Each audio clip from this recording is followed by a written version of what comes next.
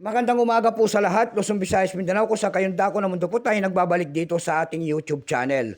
Samuel Soriano TV29 para mag-discuss ulit ng another coins at ito po ay ating hilig makulikta ng barya.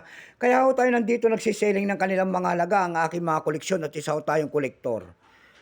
Ayan, mayroon na naman tayong pag-uusapang barya guys at ang mga barya ay pinipresyohan natin dito. Magandang umaga po sa lahat ng aking mga subscriber, mga senior citizen, lahat po ng kolektor kung saan kayong panig ng mundo po. Keep safe po sa lahat and God bless. Maraming salamat po sa lahat ng aking mga subscriber. Thank you so much. Maraming salamat din po sa nanonood do sa aking FB page. Ayan, Samuel Soriano.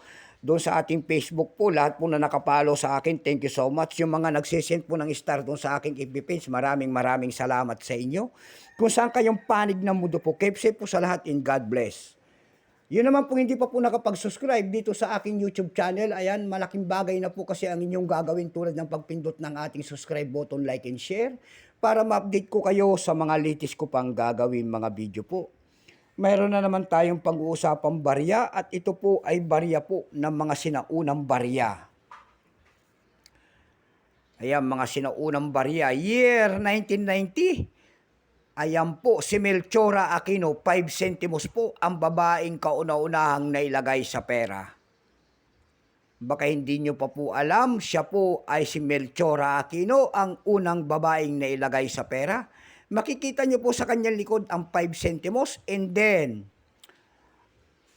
ang waling-waling orchids. Ayan. Ang scientific ng waling-waling orchids na yan ay Vanda centeriana. Bago tayo magsimula sa ating talakayan, ayan, kilalanin mo muna natin siya para malaman natin ang kanyang presyo kung magkano na. Issue po Philippines po, Period Republic 1946 up to date po, type standard circulation coins years 1967 hanggang 1974. Mali pala, ito pala yan.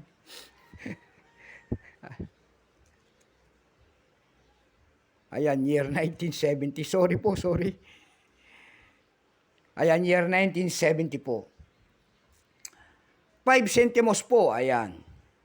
Currency piso 1967 up to date po. Composition niya na ay brass. May bigat lamang itong 2.5 grams. May habang 18.6 mm. May kapal po naman itong 1.4 mm.